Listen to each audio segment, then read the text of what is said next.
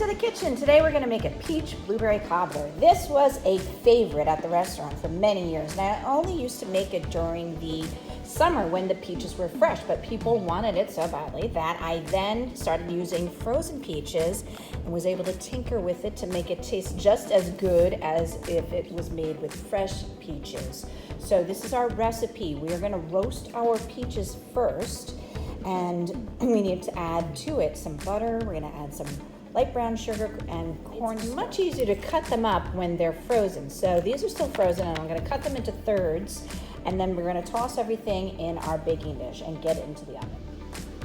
I'm cutting the frozen peaches into thirds, just like this, and that's the size I want. And just putting them right into the pan.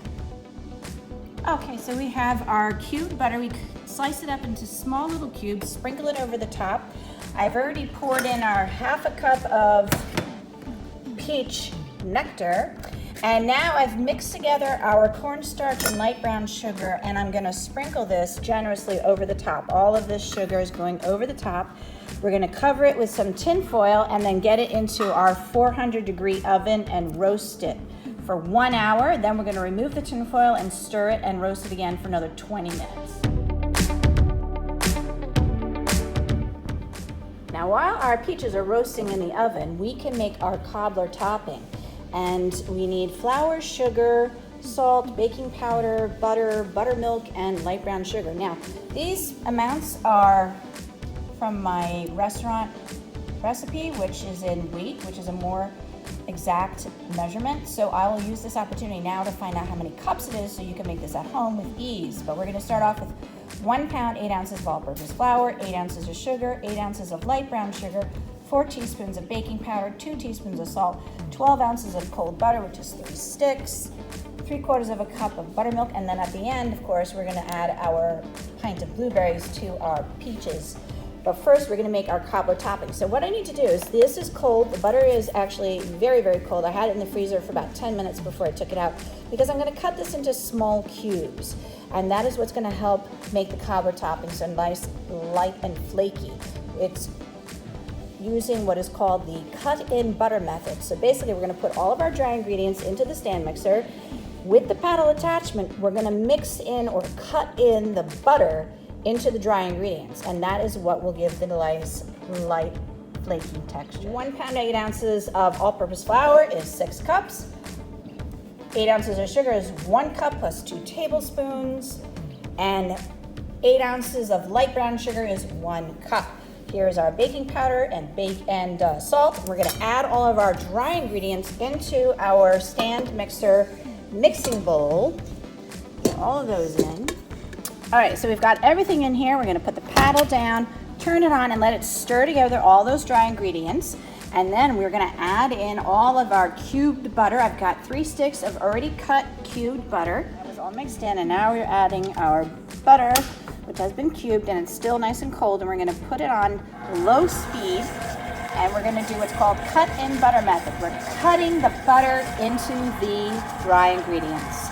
And that's gonna take a while. It might take up to 5 minutes. Here's our cobbler topping, and I want you to see this. See how it resembles sand? That's what you're looking for. No more lumps of butter and the texture of sand. Once you get that, then we're gonna add in our buttermilk. And now I'm gonna drizzle in our buttermilk. And we're gonna mix that until it comes together.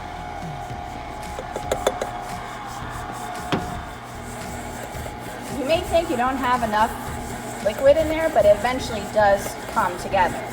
So don't be tempted to add too much liquid. Just be patient and wait for it to come together. See, as soon as it's pulling away from the sides and everything's mixed in, then you can stop. Our peaches have been roasting, and they look beautiful. Now, if you notice all this liquid in here, it's really loose.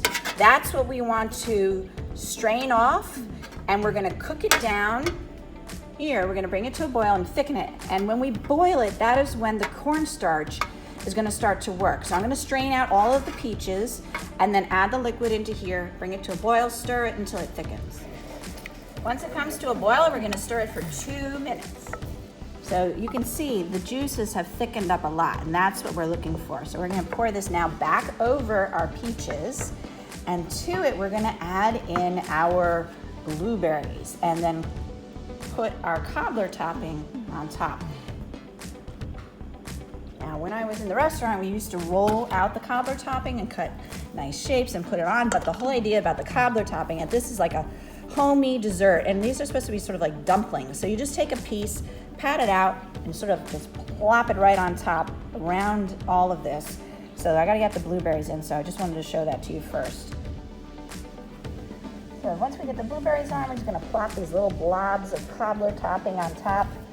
You wanna kind of squish it out so it's not super fat, because it does have baking powder in it, so it's gonna rise up a bit. And you don't wanna put them right on top of each other because you want the juices to ooze up in between and really soak and saturate these cobbler topping. Here's our finished blueberry peach cobbler, and I'm gonna put it on a sheet pan to put it into the oven. I want that to act as sort of like an insulation to keep the bottom from burning. It's gonna take a while, so we're gonna put this in a 300-degree oven, 300 or 325, depending on your oven. 300 or 325, and we're gonna cook it until the crust gets a nice golden brown. Here's our leftover cobbler topping. Now, this batch is a large batch of cobbler topping, and that's because once you make it, you can freeze it and save it. So I'd rather make a large batch and then have enough left over for another one at another time. And this will last in the freezer for up to 3 months if you wrap it really well. So I usually like to wrap it twice, label it, and then put it in the freezer. Here is our beautiful golden brown topping cobbler that was just taken out of the oven. It was just sizzling. This looks so good. I can't wait to try some. So I'm just gonna serve it into a bowl. Look at all those juices coming out. That looks so good. And I've got some powdered sugar, shaker it on top of it. Absolutely delicious. Well, that was delicious. I forgot I was in the middle of recording and I ate the whole entire thing. So this obviously is a great winner. So this is a wonderful dish for a family night at home, or even some guests coming over. Great way to use up summer fruit in the summer, and wonderful even with frozen peaches. I hope you enjoyed this and are inspired to bake it at home. Please check out the rest of our recipe demonstrations on my YouTube channel, Chef Victoria Love. Thank you.